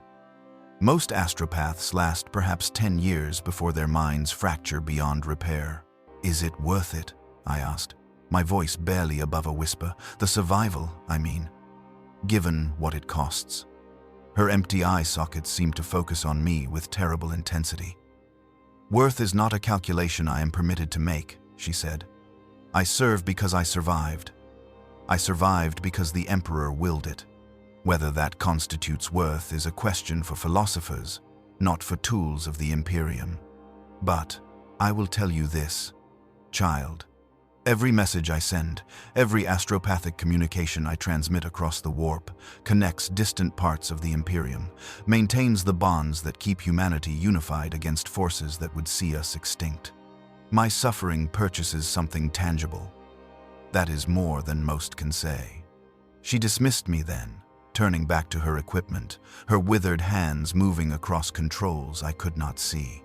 I left her chamber with more questions than I had brought, with understanding that clarified nothing and complicated everything. The viewing of a throne-bound procession was not something I had expected to witness, but Confessor Valdis arranged it as part of his ongoing efforts to ensure my spiritual education. A group of 50 psychers, selected from various black ships' cargoes, were being led toward the Imperial Palace, toward the chambers where they would be consumed. The confessor believed that witnessing this holy procession would strengthen my faith, would help me understand the sacred purpose of the work I performed. We stood at a designated viewing platform, one of hundreds arranged along the processional route through the palace hive's upper levels. The streets had been cleared of normal traffic, secured by Arbites and Imperial Guard, lined with citizens who had come to witness the sacrifice, to pray for the souls of those who would feed the Emperor. The procession came into view, a long line of psychers in white robes marked with red symbols of sacrifice, their hands bound, their feet shackled with chains that allowed only shuffling steps. Sisters of Silence flanked the line, their presence ensuring no last-minute manifestations, no desperate attempts at escape through psychic means. Ahead of the procession, tech priests chanted binary prayers and swung censers that filled the air with blessed incense. Some of the psychers wept. Others walked with heads held high, faces set in expressions of religious devotion, accepting their fate as holy duty. One man, perhaps 30 years old, sang a hymn to the emperor in a surprisingly clear voice, and others joined him, their voices rising in liturgy as they walked toward their death. I found one face in the crowd, a woman I recognized from the soulless vigil, someone I had fed during the voyage. She had spoken to me once through her cell bars, had asked if I knew her name before they took it away and made her a number. Her name had been Selenis Carr, a teacher from a skolum on some distant world, arrested when her abilities manifested while she taught children their imperial catechisms. She looked directly at me as the procession passed, her eyes meeting mine with perfect clarity. She nodded once, a small gesture that might have meant recognition or forgiveness or farewell. Then she was past, moving with the line toward the palace's inner chambers, toward the golden throne, toward consumption. "I will serve him in death," Confessor Valdus whispered beside me, his withered hand gripping my shoulder, "as I could not serve him in life. This is the highest calling, child, to give one's soul that he might continue his eternal watch. These are not victims, they are martyrs. Remember this always." But they looked like victims to me. They looked like people who had not chosen this fate, who had been born with curses they never asked for, whose only crime was existing with abilities that made them valuable as fuel. The Imperium called it martyrdom, called it holy sacrifice, wrapped it in religious language that made consumption sound noble. But beneath the poetry was simple truth. We fed human souls into a machine to keep another soul functioning. And we had been doing this for 10,000 years. The processing continued for days. Shuttle after shuttle descending to Terra's surface, thousands of psychers offloaded from the black ships in orbit. The soulless vigil's holds emptied slowly, the screaming diminishing as prisoners were transferred to Imperial custody, sent toward the throne or the sanctioning chambers or the training facilities scattered across the Sol system. I updated the manifests constantly, recording transfers, confirming deliveries, closing out designations as prisoners left our custody and entered the Imperium's final processing systems. Each closed designation represented a life ended or forever changed, a human being reduced to data points that would be archived and forgotten. Of the 6,000 psychers the soulless vigil had carried when we entered the Sol system, approximately 2,000 were designated for immediate throne consumption. Another 800 were sent to the Scholastica Psychana, though historical data suggested fewer than 100 would survive the sanctioning process. The remaining 3,200 were distributed among various Imperial facilities, training academies for low-level psychers, research installations studying psychic phenomena, even a few designated as too weak to be useful and simply processed for genetic material. The mathematics of it was staggering. In one voyage, spanning several months of subjective time, traveling between a dozen collection points in Terra, the soulless vigil had facilitated the processing of 6,000 human lives. And we were just one ship among hundreds that made similar voyages, an endless procession of black ships feeding the Imperium's hunger for psychic resources. When the offloading was complete, when the soulless vigil's holds stood empty for the first time in months, the crew received a brief rest period before we would begin the cycle again, departing Terra to collect a new tithe from distant worlds. I used this time to access the ship's archives, diving deeper into records than I had ever been permitted before, exploiting Lex Mechanic Amicus's growing trust and weakening attention to detail as age caught up with him. What I discovered disturbed me more than anything I had witnessed. The official doctrine stated that the Golden Throne's daily consumption of 1,000 psychers was a constant, that this rate had been established during the Horus Heresy and maintained ever since. But the records told a different story. In the years immediately following the emperor's interment, the throne had consumed approximately 400 psychers per day. Within a century, that rate had increased to 600. By the 32nd millennium, it had reached 800. The current rate of 1,000 per day had been established only 3,000 years ago, and the trend suggested it would continue increasing. The emperor was dying. Not quickly, not dramatically, but slowly, inevitably, requiring ever more sustenance to maintain his watch. The Imperium's greatest secret, hidden beneath bureaucratic language and careful record-keeping, was that the sacrifice we made today would not be sufficient tomorrow. Eventually, not even 1,000 souls per day would be enough. And then what? Would the rate increase to 2,000? 5,000? When would the harvest outpace humanity's ability to provide? When would we run out of psychers to feed the machine? I found no answers in the archives, only projections and calculations that suggested various futures, all of them grim. The tech priests who maintained the Golden Throne reported constant degradation of systems, failures that could not be repaired because the knowledge of how the throne functioned had been lost millennia ago. The Emperor's consciousness was fragmenting, his psychic presence in the warp growing simultaneously stronger and more diffuse, as if he was slowly dissolving into the immaterium even as he fought to maintain his physical anchor in real space. Humanity's greatest protector was dying, and we were keeping him alive through sacrifice that might ultimately prove insufficient. This was the truth beneath the mythology, the desperate arithmetic that drove the Black Ship's eternal voyage. I closed the archives, erased my access logs as well as I could, and returned to my quarters in the maintenance section. I lay on my sleeping mat, staring at the ceiling, processing what I had learned. Epsilon 3-2 had taught me to think logically, to approach problems through rational analysis. But logic offered no comfort here, only cold equations that described humanity's slow march toward a crisis we had no ability to prevent. I was 13 years old, and I understood that everything I had been taught about necessity and sacrifice was true, but incomplete. The system I served was necessary, but it was also failing. We were buying time, nothing more, postponing an inevitable reckoning through increasingly desperate measures. And I was complicit in it, recording the designations, updating the manifests, facilitating the processing of human resources toward their consumption. I had no choice, I told myself. I had no power to change anything, no ability to alter the Imperium's trajectory. I was one child on one ship in a galaxy of trillions, my significance measured in decimal points so small they rounded to zero. But knowing I had no choice did not erase the weight of complicity. It did not silence the questions that grew louder with each passing day, each updated manifest, each closed designation that represented a life I had helped process toward its ending. Terra fell behind us as the soulless vigil departed the Sol system, beginning a new circuit to collect fresh tithe from distant worlds. The holds were empty now, cleaned and sanctified, ready to receive new cargo. The crew resumed their routines. The sisters continued their patrols. The ship's systems hummed with familiar rhythms.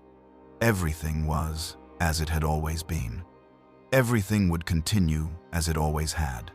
The eternal voyage between collection and delivery. The harvest that never ceased, because cessation meant extinction. I returned to my duties because that was all I knew how to do. Feed the prisoners when they arrived, clean the cells, update the manifests.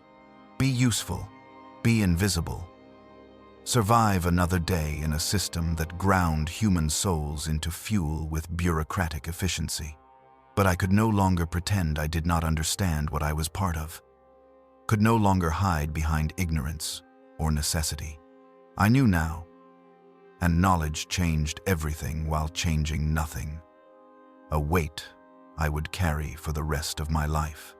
The return voyage from Terra should have felt like routine, a familiar cycle beginning anew as the soulless vigil departed the Sol system toward the Segmentum Pacificus, where we would collect fresh tithe from a dozen worlds.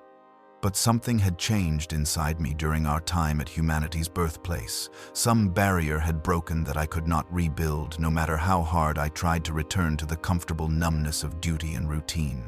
I was 14 years old, and I could no longer avoid the questions that had been building for years, accumulating like pressure behind a failing dam. The mathematics I had discovered in Terra's archives haunted me.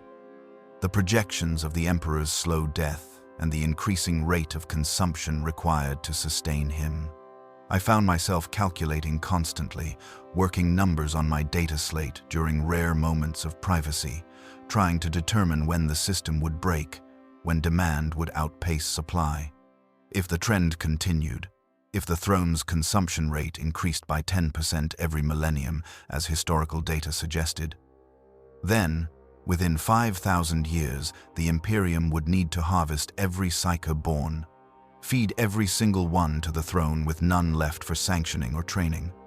Within 10,000 years, even that would not be enough. The mathematics was inescapable, cold and certain as the void itself. Epsilon 3-2 found me working these calculations late one night in the maintenance section, my data slate covered in numbers that told the story of humanity's slow march toward an impossible choice. Her optical sensors focused on my work, her mechadendrites clicking softly as she processed what I had written. "You are projecting resource allocation failures," she observed, her voxcaster modulated to careful neutrality, "based on historical consumption rate increases of the Golden Throne mechanism. This is concerning research for one of your age and position." I looked up at her, meeting the blank stare of her optical sensors. "Is it wrong?" I asked. "The mathematics, I mean. Are my projections incorrect?" "The mathematics is sound," she replied after a moment's processing. "Your methodology is crude but fundamentally accurate. However, you are operating from incomplete data sets. There are factors you cannot account for with your limited access to classified information. Tech priests of Mars work constantly on the Golden Throne mechanism. Archmagos-level personnel study the Emperor's condition. Solutions may exist that are not reflected in publicly available archives. But you do not believe that," I said, reading the subtle signs in her mechanical body language, the way her mechadendrites had stilled completely, the slight delay in her voxcaster's response. "You think the projections are accurate. You think the system is failing.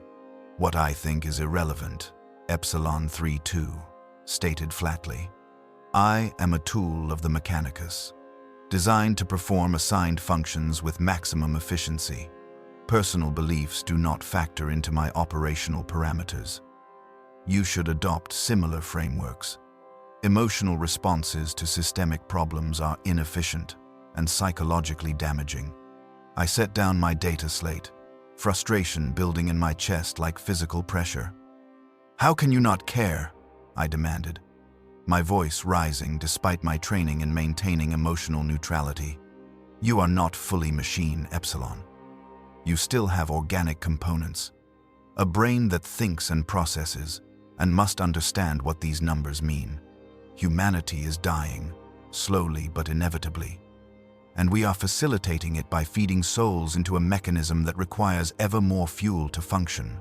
How can that not matter to you?" Her mechadendrites began moving again, a sign I had learned to recognize as indication of internal processing, of the organic brain beneath the augmetics, struggling with questions that had no mechanical answers. "Because caring changes nothing," she said finally, her voxcaster producing sounds that almost resembled sadness. "Because I recognized these patterns decades ago and brought them to the attention of my superiors and was informed that such concerns were above my operational clearance level. Because I am a small component in a vast machine. And small components do not alter the machine's function, regardless of their objections." She moved closer, one mechadendrite extending to rest gently on my shoulder, the gesture awkward and touching in its mechanical approximation of human comfort. "You are experiencing the crisis that comes to all thinking beings who serve the Imperium long enough," she continued. The moment when you realize that necessity and morality do not always align, that survival sometimes requires monstrous actions, that the choice is between terrible options and worse ones. Most adapt by suppressing these thoughts, by accepting that their role is to serve rather than to judge. Some cannot adapt and must be removed from service for psychological instability. "Are you going to report me?" I asked quietly. "Tell the confessor that I am questioning imperial doctrine. Have me examined for corruption." "No," Epsilon 3-2 replied, her mechadendrites withdrawing, her optical sensors dimming slightly. "You are useful, and replacing you would require resources and time. Furthermore, questions are not corruption. Questions are simply intellectual processes seeking resolution. Corruption occurs when you allow doubt to compromise your functionality, when you fail to perform assigned duties because of philosophical objections. As long as you continue to function, I have no reason to report anything." She turned to leave, then paused at the doorway. "But understand this, Minus. The soulless vigil will continue its operations with or without your acceptance. The tithe will be collected. The prisoners will be processed. The Emperor will be sustained for as long as possible. Your approval or disapproval changes nothing except your own mental state. Choose carefully what you allow to disturb you." She departed, leaving me alone with my calculations and my questions and the growing certainty that I could not continue pretending that duty was sufficient justification for the things I facilitated. I sought out Confessor Valdis the next day, hoping that his absolute faith might provide answers that logic could not. I found him in the ship's chapel, kneeling before the altar as he always was during off-duty hours, his withered body bent in prayer, his lips moving through litanies he had recited 10,000 times. "Confessor," I said, my voice echoing in the vaulted space, "I need spiritual guidance. I am experiencing doubts about our mission, about the necessity of what we do." He rose slowly, his augmetic joints whirring, and turned to face me with eyes that burned with faith's intensity. "Speak, child," he commanded.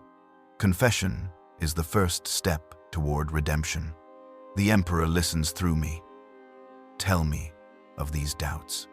I explained as carefully as I could, choosing words that would not sound like heresy, describing my observations of the tithe collection on Veronis Tertius, my experiences at Terra, my calculations about the Golden Throne's increasing consumption rate. I spoke of seeing families torn apart, of witnessing psychers who seemed innocent of any evil, of questioning whether the scale of suffering we inflicted was truly necessary or simply the cost of a system that knew no other way to function. Valdis listened in silence, his expression unreadable. When I finished, he placed his withered hand on my head, the gesture simultaneously blessing and threat. "You have lived your entire life aboard this ship," he said, his voice hard as ceramite. "You have never seen a world consumed by demonic incursion. You have never witnessed a rogue psyker tear open reality and allow the denizens of the warp to pour through. I have." He removed his hand, began pacing before the altar, his movements stiff but purposeful. "I was stationed on Typhon Primaris when it fell," he continued. 3 billion souls, lost in a single day because one psyker, just one untrained witch with moderate abilities, lost control at the wrong moment, in the wrong place. The warp breach that resulted consumed the entire Hive City before we could contain it. I watched demons walk the streets wearing the skins of people I had known. I heard reality itself screaming as it was torn apart. His hand gripped my shoulder, tight enough to hurt. "The Imperium is not kind, child. The Imperium is not fair. The Imperium is not even particularly moral by some standards. But the Imperium is necessary. We are the bulwark against horrors that would make these psychers' suffering seem like mercy in comparison. Every one we take, every one we process, every one we feed to the Golden Throne, they are sacrifices that purchase another day of humanity's survival. But they are still people," I protested weakly. They have names and families, and most of them have done nothing wrong except be born different. We treat them as cargo, as resources to be consumed. Does that not trouble you? No, Valdis said flatly, releasing my shoulder. Because they are not just people. They are weapons that have not yet been properly secured. Our duty is to secure them, through training or through termination or through consumption. There is no other option that does not risk everything. Your sympathy, while understandable given your age and limited experience, is a luxury we cannot afford. You would do well to remember this. He gestured toward the chapel's door, dismissing me. Go. Pray for strength to accept what cannot be changed. Pray for the Emperor's guidance in performing your duties without the burden of unnecessary compassion. Compassion is for those with power to show mercy. We have only duty, and duty demands we choose humanity's survival over individual comfort.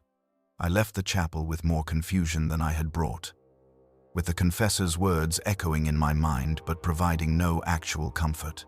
His logic was identical to Epsilon 3-2's, framed in religious language rather than mechanical terms, but fundamentally the same argument. Necessity trumps morality. Survival justifies horror. The alternative is worse. And I could not argue with that. Not really. I had seen the warp, had felt its hunger during our transit, had witnessed what happened when reality fractured and things from beyond pushed through. The threat was real, the danger genuine, the need for control over psychers undeniable. But knowing that something was necessary did not make it right, did not erase the faces of those I had helped process, did not silence the screaming that formed the eternal background of my existence. The weeks that followed were difficult in ways I struggled to articulate. I performed my duties with mechanical precision, maintained my routine, gave no outward sign of internal turmoil. But inside, something was breaking.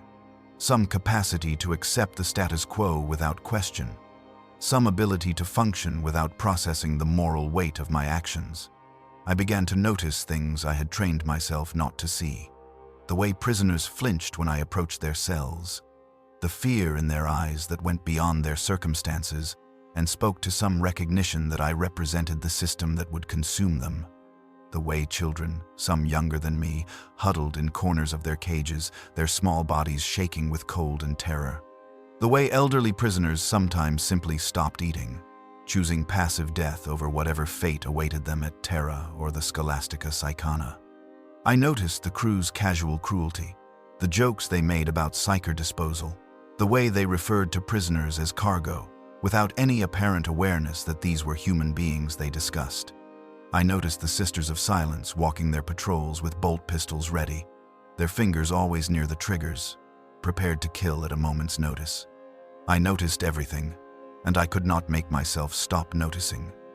Could not rebuild the comfortable blindness that had allowed me to function without questioning.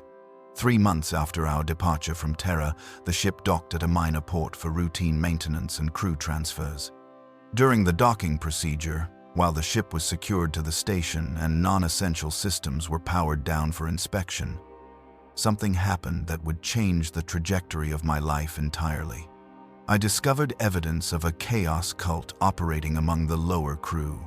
It happened by accident, my maintenance duties taking me through sections I rarely visited, following a malfunctioning servitor that had wandered from its designated area. I found the servitor in a storage bay that should have been empty, standing motionless before a makeshift altar decorated with symbols that made my hindbrain scream warnings. The symbols were crude, carved into metal plates with tools that left rough edges, but their meaning was unmistakable to anyone who had been educated in recognizing the marks of chaos. 8-pointed stars, twisted runes that hurt to look at directly, names written in languages that should not be spoken. And arranged before the altar were offerings, personal effects from crew members, small portions of stolen food, and most damningly, what appeared to be samples of psyker blood in vials taken from the medical examination chambers. I should have immediately reported this to the Sisters of Silence, should have activated the nearest Vox system and called for security. But I hesitated. frozen by a realization that disturbed me more than the altar itself. Someone aboard this ship, someone who witnessed the same horrors I did, who lived with the same constant exposure to suffering and death, had turned to chaos not because they were evil, but because they were desperate for meaning, for some framework that made sense of the senselessness. The cult was purged within hours of my eventual report. The Sisters of Silence moved through the lower decks like avenging spirits, their blank presence disrupting any psychic phenomena the cultists might have attempted to use in their defense. 27 crew members were executed, bolt pistols delivering the Emperor's judgment with mechanical efficiency.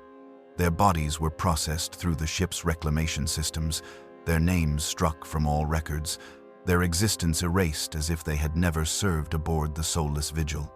I witnessed the executions, required to attend by Confessor Valdis as part of my spiritual education.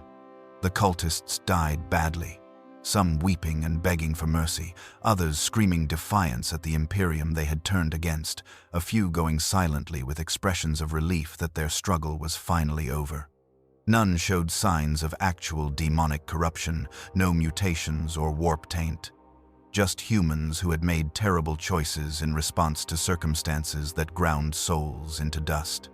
After the purge, paranoia gripped the ship like a disease. Crew members watched each other with suspicion. Friendships dissolved under the weight of potential accusations. Normal conversations became fraught with danger, as any word could be interpreted as heretical.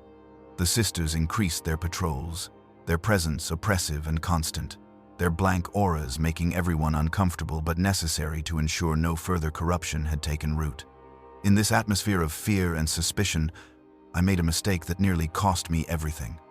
I was overheard by another crew member, a junior scribe named Castus, speaking to myself in the archives, verbalizing thoughts that should have remained internal.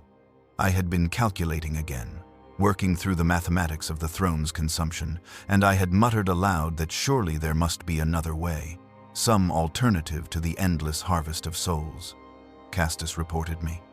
Not out of malice, I think, but out of fear that association with potentially heretical thoughts might endanger him during a period when any deviation from absolute orthodoxy could be fatal. Within hours, I was brought before an examination board consisting of Sister Superior Morphia, Confessor Valdis, and a visiting inquisitorial agent who happened to be aboard conducting unrelated investigations. The interrogation lasted 6 hours. They asked me questions about my beliefs, my loyalty to the Emperor, my understanding of Imperial doctrine. They performed psychic tests to check for warp taint, had me recite litanies to prove my knowledge of proper devotions, examined my personal effects for any signs of corruption. Through it all, I maintained careful control, answering with precisely calibrated responses that demonstrated orthodox thinking while not denying that I had spoken the words Castus reported. I explained that I had been calculating resource allocation efficiency, that my question about alternatives was purely logistical rather than theological, that I sought to better understand the system in order to serve it more effectively. I framed my curiosity as dedication to duty rather than doubt about necessity. And crucially, I pointed out that I had been the one to discover and report the chaos cult, that my loyalty had been demonstrated through action regardless of any private philosophical questions. The inquisitorial agent, a severe woman whose augmetic eye seemed to pierce through deception, studied me with unsettling intensity. "You walk a dangerous line, child," she said finally. "Questioning is not inherently heretical, but it creates vulnerabilities that heresy exploits. The truly faithful do not need alternatives because they understand that the Emperor's way is the only way. Your continued service aboard this vessel is contingent upon your ability to demonstrate such understanding through unwavering performance of duty." She turned to Sister Superior Morphia. "This one shows no signs of corruption, but bears watching. I recommend continued service under strict supervision. Any further incidents should result in immediate evaluation for potential servitor conversion or disposal." They released me with a formal warning entered into my permanent record, a mark that would follow me for the rest of my service aboard the Soulless Vigil. Epsilon 32 retrieved me from the interrogation chamber, her mechadendrites wrapping around me in what might have been protective embrace or simply efficient transport method. "You are fortunate," she stated as we returned to the maintenance sections. Inquisitorial involvement in such matters typically results in termination of the subject, regardless of findings. Your youth and demonstrated loyalty through the cult discovery created mitigating circumstances. However, you must exercise greater caution. Verbalized doubts are significantly more dangerous than internalized ones. "I know," I replied, my voice hoarse from hours of interrogation. "I will be more careful." But privately, I understood that being more careful was not a solution, only a delaying tactic. The questions would not stop simply because asking them had become dangerous. The calculations would continue because the mathematics was inescapable. The horror I witnessed daily would not become acceptable just because accepting it was required for survival. I was 14 years old, and I had learned that doubt was heresy, that questions were corruption, that the only acceptable response to the Imperium's machinery was unthinking compliance. I had learned that even those who served could not be trusted. That fear made everyone into potential informants. That survival required absolute control over every word and gesture. And I had learned that I could not continue this way indefinitely. That something would eventually break. That the weight of complicity and forced silence would crush whatever remained of my capacity to function as a human being rather than as a tool of the system. But I did not know what to do with that knowledge. Had no framework for action. No path forward except continued service until service destroyed me entirely. So, I returned to my duties, fed the prisoners, cleaned the cells, updated the manifests, and tried not to think about the fact that I was slowly dying inside, that each day aboard the Soulless Vigil eroded something essential that I would never be able to recover. I was 16 years old when the incident occurred that would shatter whatever fragile equilibrium I had maintained.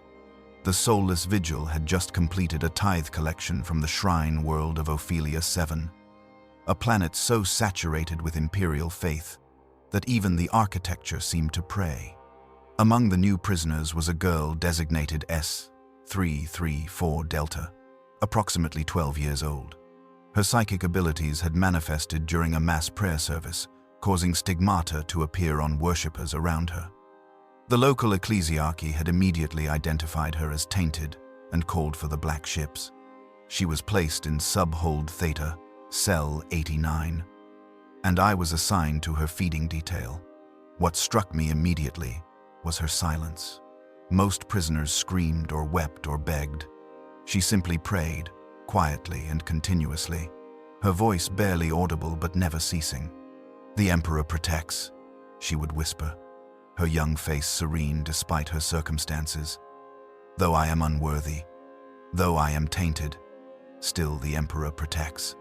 3 weeks into her imprisonment, during a routine feeding, she looked up at me with eyes that held no fear. "I mean truly pray, not just recite the litanies because it is expected." "Sometimes," I admitted, "when I remember to. You should pray more often. The Emperor is always listening, even here, even in this place." "My name was Helena," she added softly, "before they took it away and made me a number. Will you remember that?" "I will remember," I promised, though I knew it violated protocol. 4 days later, during a warp transit, her psychic abilities manifested catastrophically. I was 3 decks away when the alarms began, but I felt it, a pressure against reality itself, not hostile but almost like radiance, like standing too close to a star. By the time I reached Subhold Theta, the Sisters of Silence were already there, their weapons trained on Cell 89. The cell was surrounded by golden energy, terrible and beautiful, and at its center knelt Helena, still praying, her small body breaking apart under the strain. "The Emperor protects," she gasped through bleeding lips. One of the sisters raised her bolt pistol, prepared to execute the manifestation. But something made me act without thinking.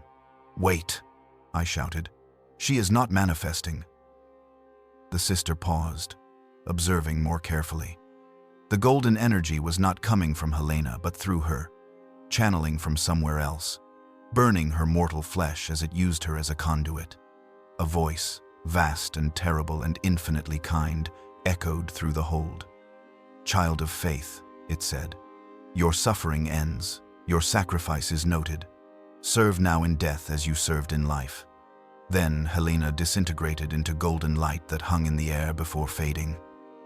Where she had been, only scorch marks remained on the cell floor. Stigmata burned into the metal. Confessor Valdis declared it a miracle, direct intervention by the Emperor himself. Others debated whether it was genuine divine intervention or demonic trick. The official record stated only spontaneous dematerialization. Cause unknown. But I knew what I had seen. Helena had been devout, genuinely faithful, and something had responded to that faith. And if a psyker could find grace, what did that mean about the system that condemned all psykers without distinction? The questions I had suppressed came roaring back. I could no longer perform my duties with mechanical efficiency, could not look at prisoners without wondering which might be like Helena, worthy of mercy they would never receive. Epsilon 32 noticed immediately. "You are experiencing renewed philosophical crisis," she observed. "The manifestation has disrupted your coping mechanisms. Your efficiency has decreased by approximately 17%. I cannot stop thinking about her. She was faithful, genuinely devoted. Does that not suggest our classifications are insufficient?" "Perhaps," Epsilon 32 replied. "Or perhaps she was exceptional, and her fate does not generalize. One case does not invalidate operational protocols. What you propose would require resources the Imperium does not possess. Individual evaluation of millions of psykers annually. The infrastructure does not exist.